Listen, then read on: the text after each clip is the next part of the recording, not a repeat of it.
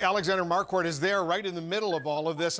He's joining us on the phone right now. So, Alex, explain what you're seeing and what you're hearing. How worried are the folks where you are?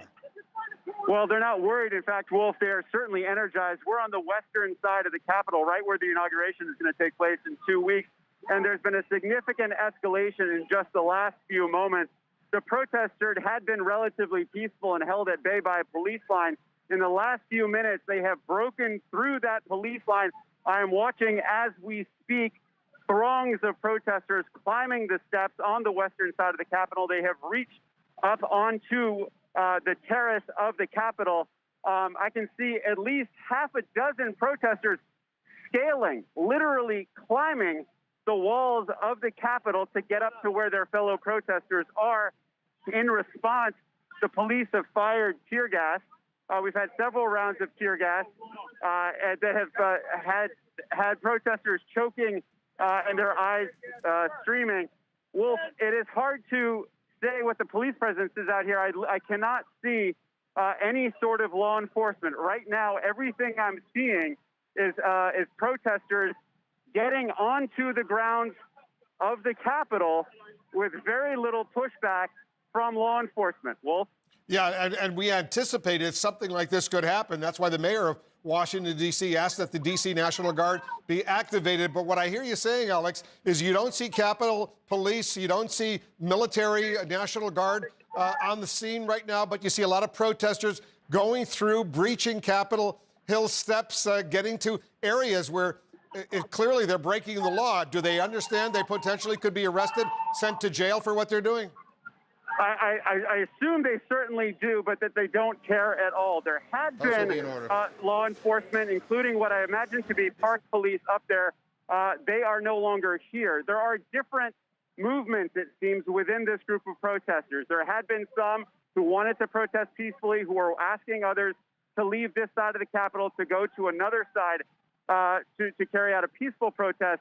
But in just the past few moments, there has been a lot of momentum within this protest, with people calling for their fellow protesters and activists to essentially storm the Capitol, to get up those steps. And right now, Wolf, what I'm looking at are scores of protesters up on the terrace of the Capitol where this inauguration is going to take place, holding all sorts of flags, Trump flags, American flags, Don't Tread on Me flags.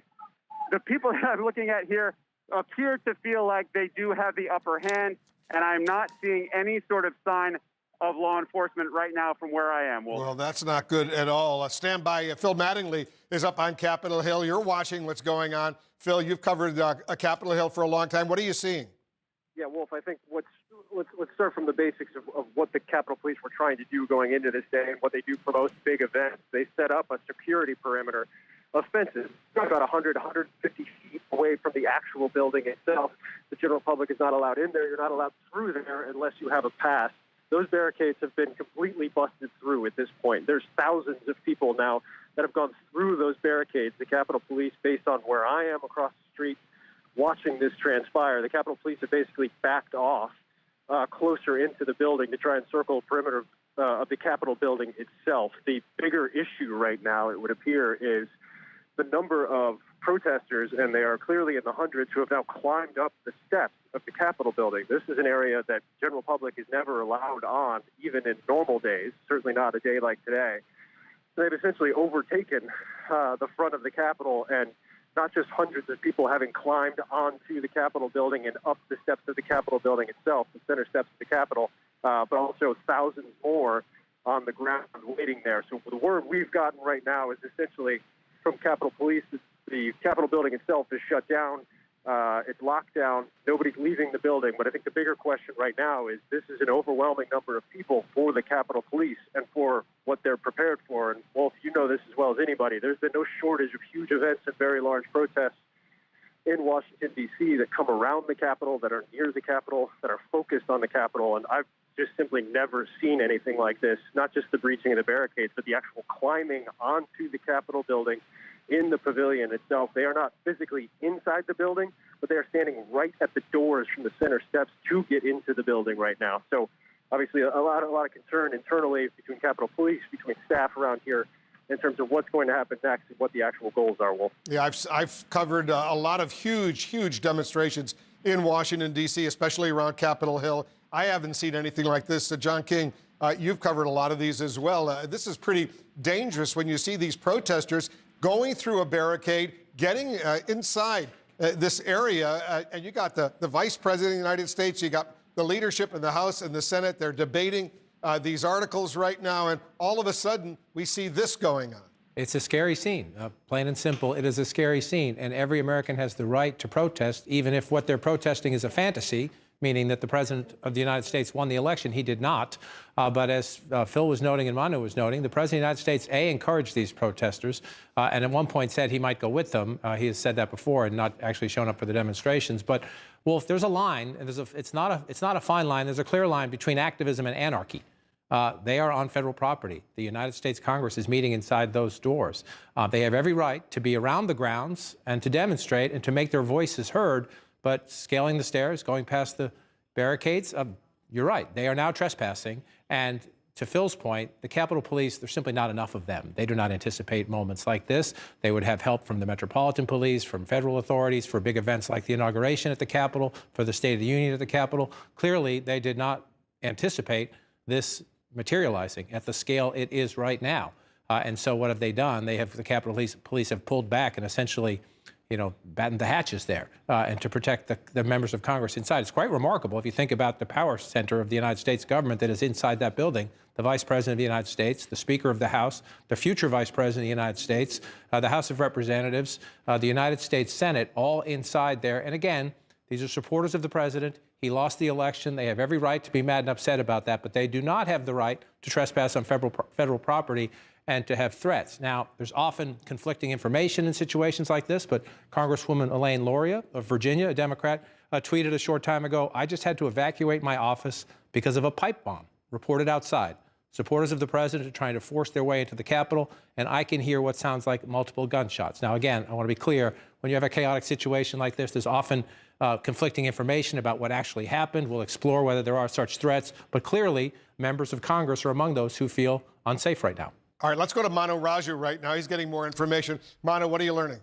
Now, we have been told and there have been spotted protesters are inside the Capitol building. There are scores of protesters, we're told. I'm not sure exactly how many, but there have been witnessed they're outside the Senate, just off the Senate floor, on the second floor of the Capitol. Now, there's just an alert that just went out to all congressional staff, as well as everybody in the Capitol building, urging people to move inside their office, their nearest office, telling them to take emergency equipment with them, stay away from external doors and windows. It says if you're in a public space, find a place to hide or seek cover, remain quiet, silence electronics. It said once you're in a safe location, make sure you tell your superiors about that. It said no one will be permitted to enter or exit the Capitol building until directed by the U.S. Capitol Police. This alert also says if you are in a building outside of the affected area, remain clear of the police activity and await further direction. Wolf, this is something I have never seen in my time covering Capitol Hill, that protesters have actually breached not just the building, but have come inside the building, and just steps from where U.S. senators have been debating on the Senate floor. From the pictures that we're seeing, that there are actually protesters just off the Senate floor, on the second floor of the United States Capitol. So clearly the police Hold are on trying a to get second, hold of Manu, the because situation. I know Brian Todd is at this area where we see police now showing up. What are you seeing, Brian? Right, Wolf, you just saw a large number of police officers, as you see on the steps there. They have now taken the steps where some protesters are on these steps that you're seeing. And I'm going to have our photojournalist Christine pan over there.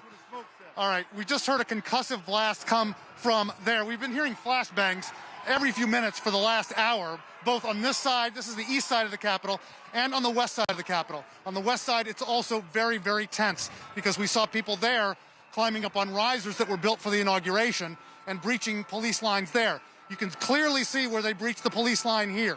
They got all the way up the steps, they got to the balcony up there, but police have just come from the Independence Avenue side behind us here and have started to enter the plaza. Now, the question is, how long are they going to let these people stay up there and do what they're doing? you know, it is an incredible scene. As I've heard you and Manu and John talking about, we've never seen anything like this before. We've never seen a breach where protesters have gotten that close to the building. And I can tell you on the west side of the Capitol, Wolf, it was very, very tense as well. The crowd is bigger on the west side because they were able to kind of receive people in that open space there from the ellipse. But there were a lot of concussive blasts, a lot of flashbangs, a lot of tension there, and lines were breached there as well. So the real question, as we see this kind of tension boiling here, is, you know, are there going to be massive police reinforcements coming, and how long they're going to let this go on, Wolf?